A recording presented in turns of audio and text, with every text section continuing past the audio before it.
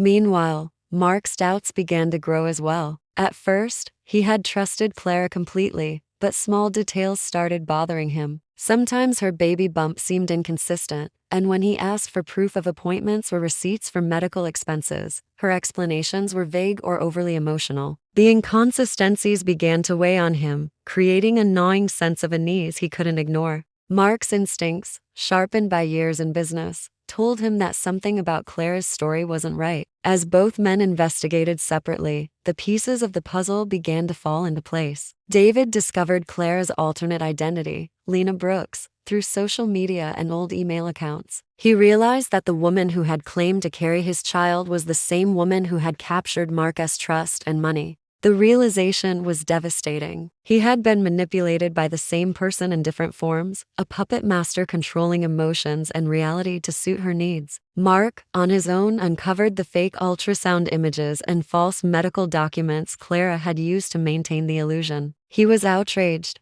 realizing that his investments, trust, and emotions had all been exploited. Both men eventually connected, sharing what they had found, and the truth of Clara's elaborate deception emerged fully. The woman they had both trusted was a master manipulator, and her carefully constructed web of lies was beginning to unravel, exposing her greed, skill, and the emotional wreckage she had left behind. Once the extent of Clara's deception became clear, both David and Mark knew they had to involve the authorities. What had seemed like personal heartbreak now revealed itself as a criminal scheme. Investigators quickly took interest in the case, recognizing the sophistication of Clara's methods. She hadn't just lied about pregnancies. She had built multiple identities, forged documents, and manipulated her victims with precision. Every detail of her story was crafted to gain trust and extract money, and her digital footprint provided a trail that police could follow. Detectives started by tracing the financial transactions. Every bank transfer,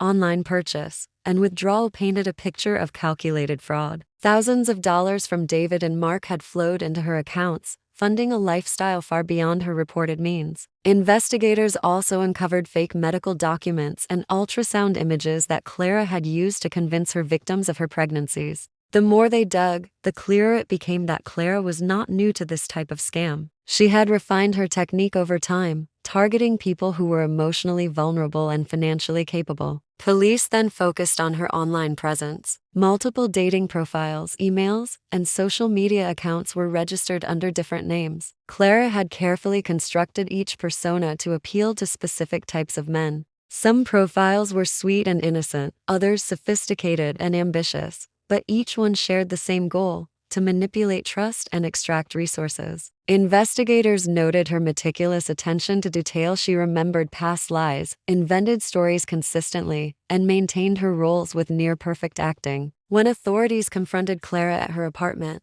they found a life built entirely on deception. Designer clothes, expensive furniture, and stacks of receipts lay scattered across the rooms. Everything she had accumulated came from her victims, yet she showed no outward sign of guilt. For Clara, the thrill of the con had been more important than any sense of morality. But the evidence was overwhelming. Police collected her devices, traced her communications, and documented every fraudulent transaction. By the end of the investigation, Clara's network of lies had been fully exposed. What she thought was a flawless plan had left an unbroken trail, leaving her vulnerable to prosecution. The scope of her deception stunned everyone involved, not just the victims but the law enforcement officers who saw how easily someone could exploit emotions for personal gain. Clara Bennett had crafted a life of manipulation and greed, but in the end, her own schemes became the evidence that would bring her down. The perfect illusion she had built was finally shattered. The trial of Clara Bennett attracted attention far beyond her small town. News outlets picked up the story, painting a portrait of a woman who had used lies and charm to manipulate those who trusted her most. Courtrooms were packed with curious onlookers, journalists, and the families of her victims. Clara entered the courtroom with the same calm demeanor she had shown to her victims,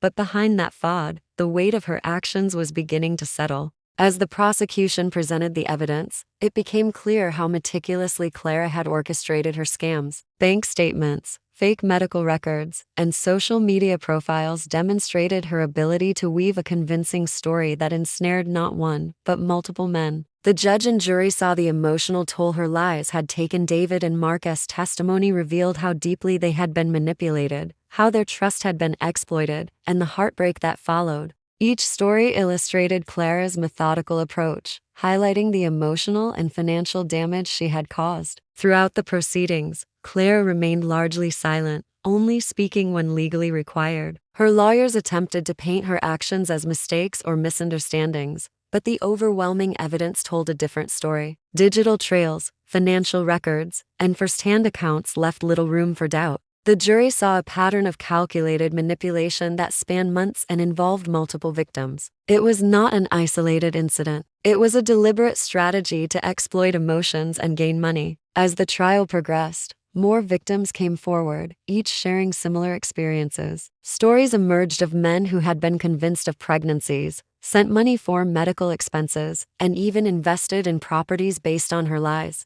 These revelations shocked the public and highlighted how dangerous a manipulative individual could be when skilled at deception. Experts testified about psychological manipulation and fraud, emphasizing that Clara's behavior went beyond mere dishonesty. It was criminal predation. Finally, the day of the verdict arrived. The courtroom was tense as the jury delivered their decision. Clara Bennett was found guilty on multiple counts, including fraud, identity theft, and emotional abuse. She was sentenced to several years in prison, a punishment that reflected the seriousness of her crimes. As she was led away, there was a mixture of relief and lingering disbelief among her victims. David and Mark, though scarred, felt a measure of closure. They began the slow process of rebuilding their lives, using their experiences to warn others about the dangers of manipulation. In the end, Clara's story became a chilling reminder of how easily trust can be exploited and how skillful deception can mask itself behind charm. The life she had built on lies, greed, and emotional manipulation collapsed completely. Her victims survived, wiser and more cautious, while Clara faced the consequences of the empire of deceit she had so carefully constructed and ultimately destroyed.